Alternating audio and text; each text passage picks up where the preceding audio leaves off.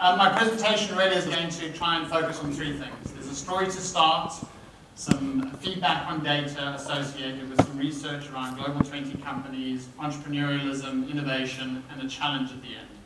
So I'm going to talk to you about the global 20. These are the largest 20 economies in the world, and one of the pressing challenges that they have associated with youth unemployment. You may or may not know that within the broader GCC region, more than 50% of the population is under the age of 30.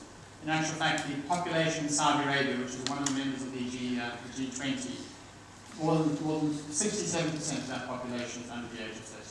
And so we have this challenge associated within the region, but even more broadly on a global perspective, in terms of youth unemployment and the challenge associated with what we need to be able to do to change that picture, and the details in the content of today's presentation touches on that point associated with the role of entrepreneurialism, innovation, government infrastructure, etc.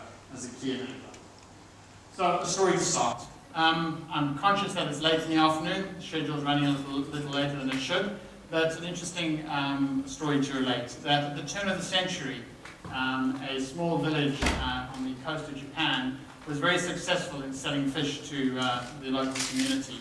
And they prided themselves on the ability to be able to serve fresh fish on a daily basis. But as their fame grew, so too did the requirements in terms of the amount of fish that they had to catch. So they would effectively go out in the morning, catch the fish, and potentially return a day later. And the consumers started to complain that the fish wasn't as fresh as they thought. So they started to freeze the fish. They'd go out, freeze the fish, bring it back, etc. And still there were some complaints.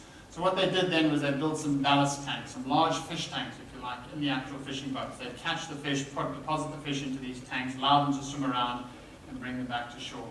And the customers complained and said that certainly it was better than frozen fish, but the fish tended to have an element of lethargy about them. They just didn't taste as natural. So being an innovative group of individuals, they introduced a small shark into the tank. Now, there was no doubt that they lost a couple of fish, but certainly when the fish arrived, they were certainly a little bit fresher.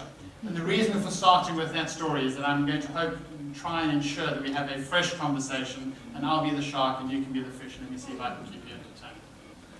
Right, so we're going to talk about the ability or the opportunity to create 10 million jobs in the G20 countries based on some research we conducted. And the first thing to understand is that when we talk about the G20 countries and its population size, there are 723 million people that form kind of part of this definition of youth. And of those, 54% of them, fortunately, are still at school and are not necessarily active in the job market. 46% of them are now entering the job market and effectively are looking and seeking employment. And of that 46%, 13% are unemployed.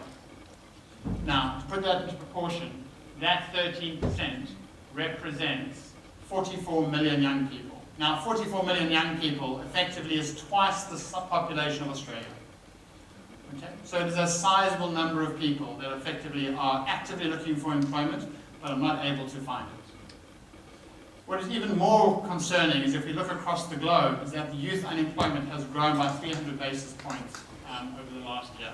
So last year we had a slightly smaller group, we had 13, we've now up at 13.3%. So that's 0.3 percentage growth. What was also concerning is associated with where we see the high incidence of youth unemployment. And they are typically in areas that are seeing significant population growth. So we see them in places like South Africa, the Kingdom of Saudi Arabia, we see them in places such as Spain and Italy, for example. But we also have pressing challenges in terms of more established economies like the United States, Brazil, Argentina, Russia, and we're also concerned, obviously, the challenges associated with the ASEAN countries as well. And this, I think, is a challenge that we are going to have to figure out how we're going to resolve, because it is this population that effectively is tomorrow's generation. They are the moms and dads of the next generation who are challenged to find employment opportunities. Now, when we talk about the opportunity for entrepreneurialism as a means to be able to change that basis of employment or create the opportunities for employment, there really are kind of three things that are driving the need to be able to overcome and sustain innovation and opportunities for innovation to become part of the fabric of the economy. The first thing is, in actual fact, the need for innovation from an overall capability. But what is challenging is the ability to be able to sustain that environment of innovation. The second challenge is the opportunity in terms of being able to take a concept and make it on a global scale. So one of the questions that was asked earlier on in terms of our previous speaker was this question in terms of, can you provide a platform upon which I can effectively interact with a broader group of individuals outside of a geographic location? And so the opportunity in terms of potentially using technology, in this case a digital platform, as a means to be able to export an innovative idea beyond the boundaries of a physical geographic location. And then the third thing is the ability to effectively attract talent. So it is fantastic that we have one person with an innovative idea, but the ability to be able to attract, develop, and grow talent around that individual is seen as being an inhibiting factor. So again, if you take Kamal and our previous speaker, the ability for him to take his East Mania idea and turn it into something different required an ability to be able to interact with other talent. You needed somebody who could play the bass, somebody who could play the keyboard, etc., and the ability to be able to interact and grow with them. If we're going to talk about the mechanism that is required in order to be able to foster that development, that growth, we really talk about this 3+1 equation. And that 3+1 equation is the ability to take entrepreneurs, large business, this notion of a bridge manager, which I'm going to talk to you in a second, which I think parallels quite well with the conversation that was made in the introduction by W.H. Smith, and the role of government as an enabling mechanism. So the first consideration is in terms of how we perpetuate innovation. And the challenge for innovators and entrepreneurs is that they need to be able to coexist in an environment whereby there are other entrepreneurs and other innovators. The ability to be able to feed off the genre, the capability, the thinking, the insight of others. So if we go back to the conversation that Paul made in his introduction, we saw that the ability to be able to create that free zone area whereby like-minded retailers can work together provided an opportunity for innovation to grow and develop. You only have to look down the road to Jebel Ali and see the same kind of concept come to bear within the free zone from a UAE perspective. The second consideration is that we actually need that opportunity more so than anywhere else, because if we're able to provide that opportunity for collaboration, we can see that the benefit associated with it is far greater than if there is no mechanism for innovation to exist. The second consideration that I was going to make is around this notion of global trade. The mechanism by which we're able to effectively take an idea and spread it more broadly. We know that the challenges exist associated with things like logistic costs. So again, if you take Kamal's example, the ability that he had to finance associated with travel to be able to interact with other like-minded individuals, the ability to find a local partner, and sometimes the challenge associated with regulatory or legal requirements associated with that, the ability to be able to access finance. I have a great idea, but I can't necessarily take that idea to the fore. And the last one is potentially a lack of local market knowledge in terms of if I have a great idea here, how do I potentially transport that idea? What is interesting is that a hedge fund has just been created in the United States. The hedge fund is supported by a number of innovators, and the hedge fund is called Unshackled. And the expectation associated with Unshackled is to be able to provide funding for entrepreneurs in the US who are unable to potentially progress an entrepreneurial innovative idea, because if they quit their current jobs, they lose their green cards. And so what the Unshackled Hedge Fund effectively does is create a funding mechanism for individuals to remain employed by the hedge fund, receive seed funding for their innovative idea, and remain within the locus or the community or the US from an employment perspective. What is also fundamental and key to this is this notion of a bridge maker.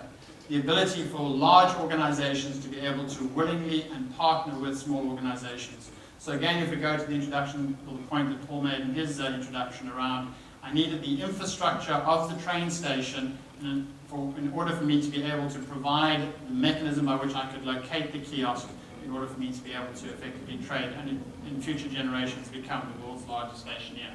And so when we look at what we can supply from an innovation perspective on the supply side, we have innovation labs, corporate research and development, etc. And then on the demand side, being able to be bridged by large corporates, etc. This notion associated with the way in which we can bring goods and services to the market. And therefore, there has to be a role that large business plays in supporting growth and entrepreneurship and innovation. We cannot always expect or take a view that these mechanisms can exist outside of a large corporate culture. The last thing is really this kind of point associated with the ability to be able to take innovation, entrepreneurialism, and be able to match it with talent to allow the idea to grow. So we see the challenges here in terms of one of the main barriers that entrepreneurs and innovators face in terms of being able to source talent are issues associated with regulation, the incentives, the competition in the job market that may exist, and hence that notion of being able to create hubs whereby communities or individuals come together with innovative ideas is so important. There is obviously an opportunity for government. And we see government as playing an enabling role associated with creating the environment. And if we're going to talk about what are those things that government can do, well, then we talk about the way in which they can effectively stimulate demand associated with the way in which they provide public spending, creating the digital platforms, etc., creating or removing potential barriers. So I'm sure there might have been lots of talk in the course of today associated with Barack Obama's view in terms of how to create a common platform for people to be able to interact on the internet, as opposed to a platform that is restricted by monetary capability. There's obviously the mechanism that exists in terms of supporting entrepreneurs, public policy, taxation, etc. Again, we had this definition in terms of Paul's introduction associated with a more liberal view associated with bankruptcy. Okay? And that is only enabled through the ability of the business and the public spending environment to be able to support entrepreneurialism. And then we obviously have a business environment that is simple to execute in, that is not full of very high costs to entry, etc., that allows individuals with great ideas to be able to bring those to the fore. So, if we're successful in being able to do those things, and we're just able to reduce the numbers, if you like, by a relatively small percentage, be able to move it from 13 to 10, the opportunity to create 10 million new jobs in the G20 countries exist. And I would offer that if we're able to effectively create those 10 million new jobs, then the mere application of the multiplier effect from an economic perspective has to provide a mechanism for growth and prosperity across that, and therefore the growth and opportunities for a new generation. So hence the challenge. And the challenge is aligned to a story, and the story goes like this: that a family unit was looking after an elderly member of the family, the father of the patriarch of the family as such. And the patriarch was getting older and older and was finding it difficult to eat.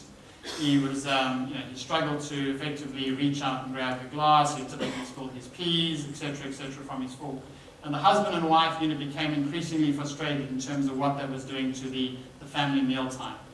And as a consequence of that, they asked him to leave the main dining room table and asked him to sit by himself in a corner. And because he tended to break things, etc., they gave him a set of wooden utensils and wooden bowls. And he would sit by himself, eat his meal while the rest of the family ate their meals, etc. And a couple of days later, the father happened to come across one of the young children who was in the family workshop in the garage and was effectively making something out of wood. And he said to his son, "Son, what are you doing?" He said, "I'm making you a set of wooden bowls, because perhaps you're going to need them later in life." And with that, the father kind of reconciled, in essence, what he had done. He had effectively taken a problem, felt that he didn't have to deal with it, removed the problem to the side. And I think that that's going to be the challenge that we're going to face in terms of if we're going to be successful as a nation here within the UAE, if we're going to be successful as a global economy, we have to tackle the problem of youth unemployment sooner rather than later. And the mechanism associated with entrepreneurialism and innovation provides a mechanism for us to do so. So thank you very much.